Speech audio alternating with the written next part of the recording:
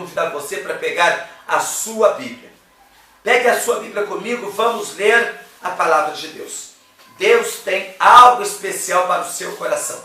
Está escrito na palavra de Deus em Hebreus capítulo 11. Carta aos Hebreus, capítulo 11, versículo 1 e 2. Assim diz: a fé é o firme fundamento das coisas que se esperam e a certeza das coisas que se não veem. A fé é o firme fundamento das coisas que se esperam e a certeza das coisas que se veem. Ainda diz o verso 2: porque por ela os antigos alcançaram testemunho. Porque por ela os antigos alcançaram testemunho. Meu amigo, minha amiga, eu quero que nesta manhã você atente para esta palavra que Deus quer falar ao seu coração. O texto sagrado é um dos textos mais importantes da Bíblia no que diz respeito à fé. É um texto que traduz para nós, de uma forma clara e concreta, o que é fé. Muitas das vezes você fica questionando o que é fé. Como eu posso ter fé? Como eu posso ter certeza que eu tenho fé? E muitas pessoas, não sabendo discernir o que é fé, elas até chegam ao ponto de dizer que não têm fé, porque elas não sabem discernir o que é fé. Fé, diz a Bíblia, é a certeza de alguma coisa.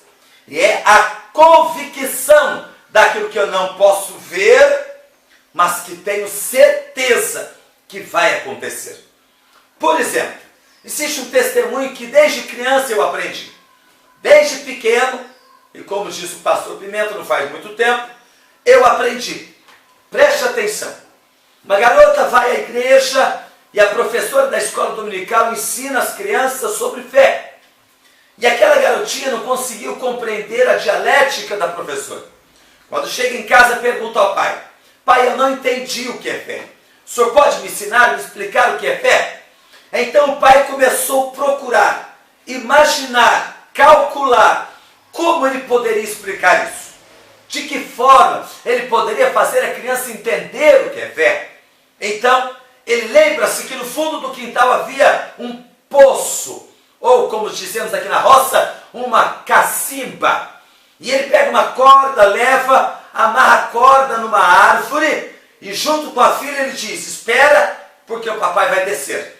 E ele desce naquele poço profundo, aproximadamente 15 metros de profundidade, entre 10 a 15 metros. Então lá embaixo ele grita: filha, você pode me ver? E ela diz: não, pai, está muito escuro, não posso te ver. Mas você consegue me ouvir bem? Sim, pai. Olha, papai está movendo os braços para você. Você pode me ver? E ela diz: não posso, pai, está muito escuro. Então o pai diz: então pula, que o papai vai te pegar no colo e não vai deixar você se machucar. Queridos, era aproximadamente 10 a 15 metros de profundidade. Era escuro, não podia se ver o fundo. E ele diz: pula, que o papai vai te pegar no colo e não vai deixar você se machucar. O que a menina faz? Ela não está vendo nada, ela não está enxergando nada, mas ela crê que o papai não vai deixá-la machucar. E ela simplesmente salta, pula para os braços do pai. Quando ela cai nos braços do pai, o pai diz: filha, isto é fé. Fé é você acreditar no que você não pode ver. Fé é você ter certeza que há um Deus do céu que você não vê, mas que você pode sentir, que você não toca, mas você pode ser tocado por Ele e pela presença dEle na sua vida. E fé é você acreditar que por mais que você seja pequeno, por mais que você seja falível, por mais que você seja limitado, há um Deus que pode todas as coisas e que se você crê, Ele vai trabalhar na sua causa e vai te dar vitória. Isso é fé. A palavra de Deus diz duas coisas. Primeiro, fé é a certeza. E eu trago para você um exemplo prático, concreto e conhecido. A mulher que tinha um fluxo de sangue, ela havia há 12 anos, ela estava padecendo de uma doença há 12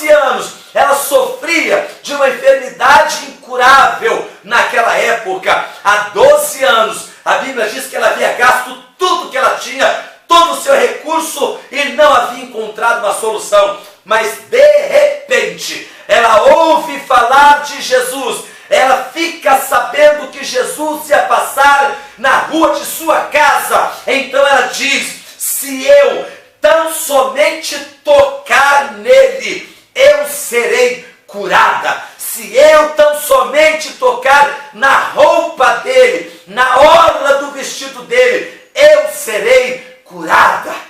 Isso é fé. Veja, meu amigo, minha amiga, ela havia gasto todo o dinheiro que possuía. Por quê? Porque ela não usou a fé. Enquanto você tem recurso, você não precisa de fé, não é verdade? Você vai e compra, você manda buscar, você manda trazer, você resolve o seu problema. Mas acontece que Deus permite que você passe por tribulações, ou por privações, ou por enfermidade, para que você entenda que o teu dinheiro não pode resolver tudo, para que você entenda que você precisa de um Deus, para que você entenda que você precisa da palavra dele, para que você entenda que você precisa aprender a colocar a sua fé em prática. Aquela mulher que está registrada na Bíblia, em Mateus capítulo 9, versículo 20, ela tinha certeza. Quando você não tem certeza, você tem dúvida. E quando você tem dúvida, o milagre não acontece. A Bíblia diz que o profeta Eliseu estava sobre o monte, assentado no monte. De repente avistou uma mulher que vinha em sua direção. E de longe ele percebe que a mulher estava abatida, semblante abatido. E ele chama seu servo e diz: vá ao encontro dela, pergunta se vai tudo bem com ela, se vai tudo bem com o marido e se vai tudo bem com o filho. E o moço corre, e quando chega perto ele diz: meu senhor pergunta, vai tudo bem contigo, com teu marido, com teu filho? E a resposta diz: sim. Mas diz a Bíblia que o filho estava morto, na casa dela. Ela chega ao profeta, pega nos pés do profeta, ajoelha-se aos pés do profeta e começa a chorar. Quando ela conta que tinha acontecido, que o filho estava morto, o profeta manda seu servo: pega meu bordão, pega meu cajado, vá até lá, coloca o meu cajado sobre a criança e dê vida a ela. O moço vai, ele coloca o bordão, ele coloca o cajado, mas o milagre não acontece. Por que não acontece? Porque ele não tinha fé, porque ele não tinha convicção, porque ele não tinha certeza. Ele volta ao profeta e ele diz ao profeta que não deu certo, mas o profeta vai, pega a criança e, para a glória de Deus, ele ora, repreende a morte e a criança volta. E Deus ressuscita aquela criança. Sabe por quê? A diferença entre o profeta e o seu ajudante é que um tinha fé, um tinha certeza, um tinha convicção, mas o outro não tinha nada disso. Querido, você muitas das vezes faz porque o outro fez. Muitas das vezes você fala porque ouviu falar, e outras vezes você faz porque o pastor mandou fazer. Mas a sua fé não tem certeza, mas a sua fé não tem convicção. Você está andando na fé dos outros, você está andando de carona na fé dos outros. Querido, eu vou orar por você, eu posso orar por você, eu estarei em oração por você, mas você tem que fazer o mesmo. Quantas pessoas dizem: pastor, ora por mim, pastora, ora por mim, mas ele mesmo não ora. Aí o milagre não acontece. Aí ela pede de novo, ele pede de novo, ele pede de novo. Está na carona da minha oração. Meu amigo, a minha oração vai te ajudar, mas é a sua fé que vai resolver o teu problema. A minha oração vai te ajudar, mas se você não tiver certeza, se você não tiver convicção, nada vai acontecer. A palavra de Deus está dizendo que fé é o firme fundamento das coisas que eu espero. Fé é a certeza de que eu não estou vendo nada, mas eu sei que o meu Deus está trabalhando a meu favor. Aleluia! A Bíblia ainda diz aqui, olha, que fé é a convicção. Eu costumo dizer que convicção é algo tão extraordinário que o próprio Jesus recomendou. A convicção é a certeza absoluta abismo pode ser profundo, mas o braço de Deus vai me sustentar. Aleluia. A convicção é tão poderosa, mas é tão poderosa, que Jesus ensinou na sua palavra, que qualquer um de nós que dissermos uma palavra com a nossa boca, se no nosso coração houver convicção, aquilo que a minha boca disser, vai acontecer. Jesus disse isso.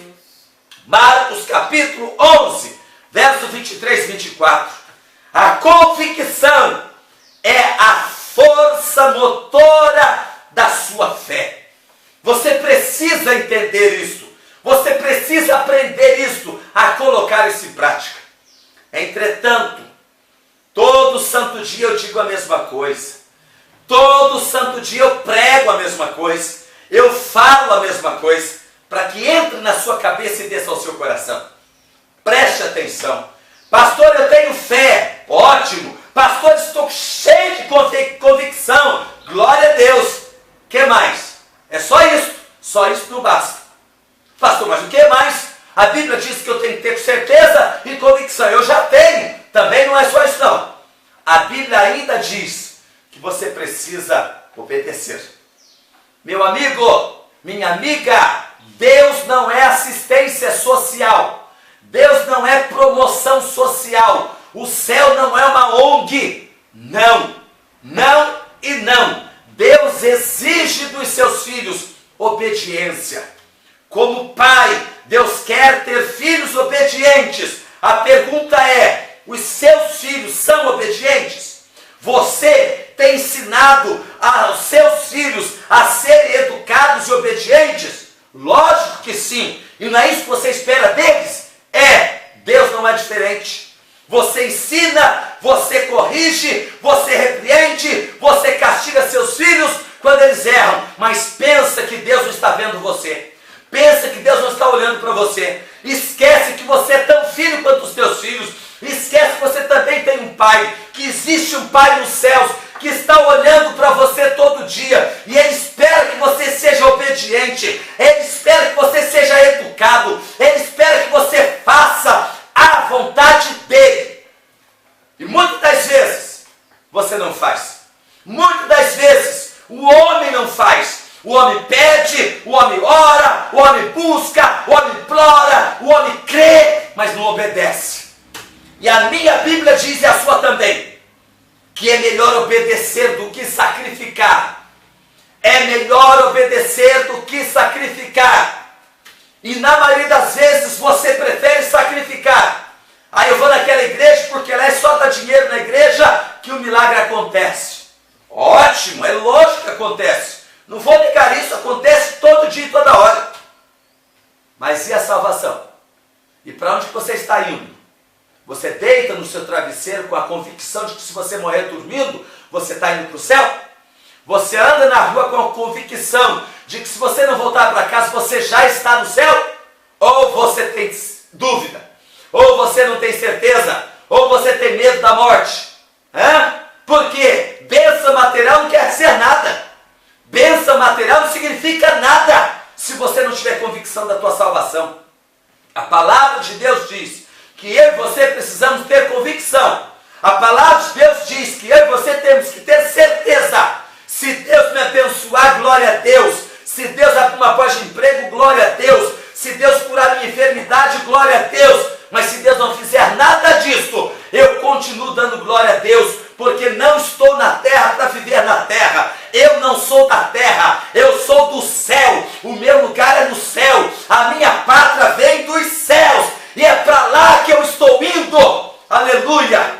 E lá no céu não entra doença. Lá no céu não entra desemprego. Lá no céu não entra problema. Quando tudo isso acabar, eu receberei um corpo novinho, zero bala, para que eu possa viver a eternidade com Deus, desfrutar do céu com Deus por toda e toda e toda eternidade. E lá não vai entrar doença, lá não vai entrar tristeza, lá não vai entrar decepção, lá não entra deficiência, lá não entra defeito.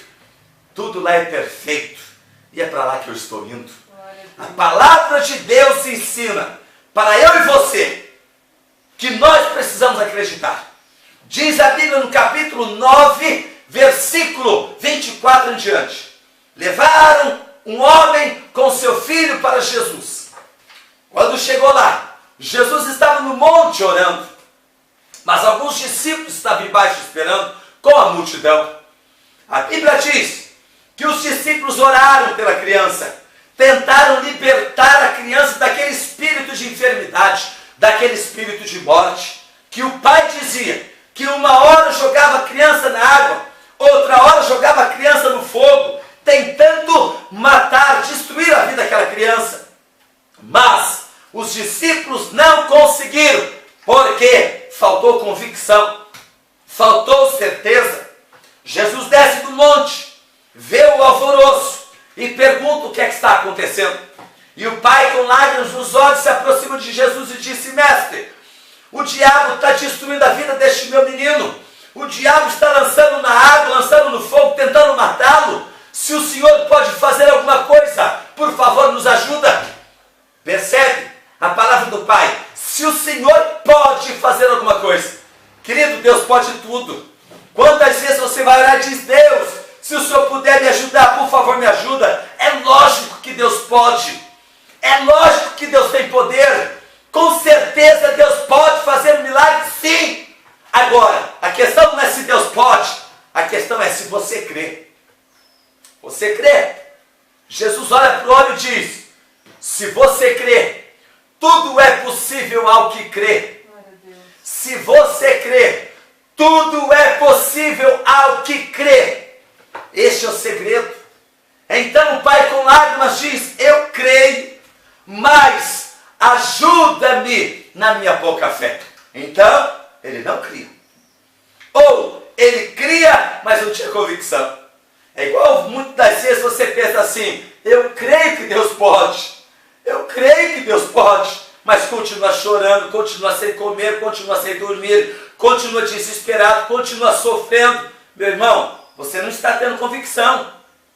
Quando eu creio de verdade, quando eu tenho certeza absoluta, eu paro de chorar, eu começo a confiar e esperar no Senhor. A Bíblia diz no Salmo 41, Salmos 40, esperei com paciência no Senhor. Ele ouviu o meu clamor e se inclinou para mim. Quando eu creio, eu espero nele. Quando eu creio, eu deposito a minha necessidade aos pés dele. Ou como diz Paulo, Filipenses 4,6, ele diz que não devemos estar ansiosos, desesperados, chorosos, apavorados. Não. Paulo diz: seja conhecido diante de Deus as suas necessidades, pela oração, pela súplica e ação de graça. Talvez a sua resposta não chegou, porque está faltando alguma coisa. Primeiro, oração, conta para Deus. Segundo, súplica, levanta de madrugada, faça jejum, vá buscar a Deus. Terceiro, ação de graça, louvor, adoração. Você tem que agradecer a Deus. Canta, adora, glorifica a Deus em agradecimento por aquilo que você não recebeu, em agradecimento por aquilo que você não viu, mas em agradecimento por aquilo que você sabe que Deus está trabalhando a seu favor. Aleluia! Isaías 64, versículo 4, nunca se viu, nem se ouviu falar de um Deus igual ao meu Deus, ao teu Deus, ao nosso Deus, que trabalha a favor daqueles que nele esperam. Aleluia! Jesus olha para o homem e diz: se você crê, tudo é possível que crê. O homem chorando diz: eu creio, mas me ajuda da minha pouca fé. Eu creio, mas a minha situação é difícil. Aí Jesus olha para o menino e diz: Satanás, saia dele agora. E o diabo saiu do menino, e o menino ficou curado. Meu amigo, minha amiga, eu encerro essa mensagem dizendo para você que você precisa de 3 coisas na sua vida. Primeiro, você precisa crer. Segundo, você precisa ter convicção, certeza que Deus está com você. Se você não tem certeza que Deus está com você, você não sabe onde bater. Você começa a bater em tudo quanto é porta, correr atrás de todo mundo. Mas quando você tem convicção, você vai na porta certa, a porta de Jesus. E terceiro, você tem que obedecer. Deus não é Papai Noel, porque Papai Noel não existe. Deus também não é Coelhinho da Páscoa, isso também não existe. Deus também não é Silvio Santos. Silvio Santos existe, mas não é Deus. Preste atenção, Deus é soberano, tem todo o poder para te abençoar, e Ele quer te abençoar. Em troca da bênção dele, Ele exige obediência, Ele exige compromisso. Deus não vai te abençoar para você ir para a gandaia, Deus não vai te abençoar para você ficar bebendo, fumando, se destruindo. Deus vai te abençoar para você glorificar o nome dele. Se você fizer isso, a tua vitória é certa. Vamos orar. Pai, em nome de Jesus, esta é a tua palavra. Peço-te, ó Deus, em nome de Jesus, abençoe o meu ouvinte. Abençoa cada pessoa que do outro lado ouvir esta palavra. Que o teu Espírito possa ter ministrado aos seus corações. Que o teu Espírito possa ter despertado a verdadeira fé, a fé convicta, a fé inabalável, a fé que está firmada na rocha pelo poder da tua palavra. E que o meu Senhor estenda agora o teu braço forte, repreenda a doença, repreenda o inferno, repreenda as possessões, repreenda as depressões e as opressões, e abre uma porta de emprego para quem precisa, cura, da saúde, liberta. Faça, Deus, o teu milagre e glorifica o teu nome na vida dessas pessoas. Em nome de Jesus, eu declaro esta bênção e abençoo a vida dos teus filhos, em nome de